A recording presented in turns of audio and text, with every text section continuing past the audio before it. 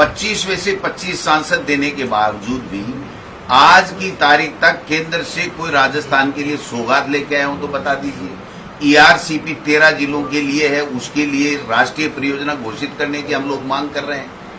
आज इस गोमाता जब संकट में थी तो ये 25 सांसदों में से एक सांसद की चिट्ठी बता दीजिए जिसने केंद्र में मोदी सरकार को, प्रधानमंत्री जी को लिखा हो कि साहब इसके लिए सहायता दीजिए।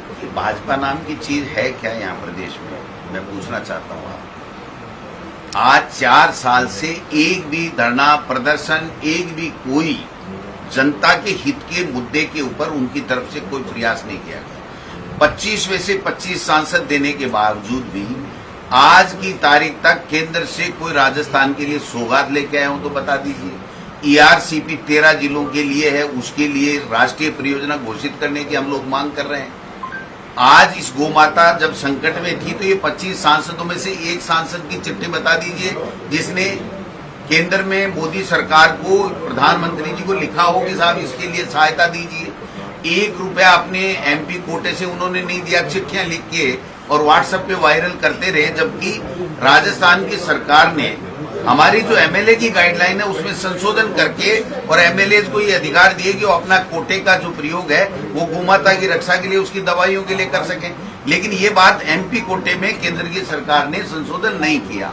तो इसलिए बीजेपी तो 8-10 टुकड़ों में बटी हुई है, सारे मुख्यमंत्री बने बैठे हैं। कहाँ बीजेपी की बात कर रहे हो आप बताइए। जिस महंगाई का मुद्दा लेकर के केंद्र में सत्ता में आए थे, आज वो महंगाई आसमान छू रही है। महंगाई से गरीब का 2 वक्त की रोटी उसको नहीं मिल रही है। बेरोजगार को खत्म करने का मुद्दा लेकर के आए थे, आज बेरोजगारों की क्या हाल है आप बताइए। देश में बेरोजगारी की दर कितनी बढ़ गई है। आज कोरोना में जो रोजगार में थे उनके रोजगार और चले गए, उनकी व्यवस्था नहीं कर पाए, नई नौकरियां देना तो बहुत दूर की कौड़ी है।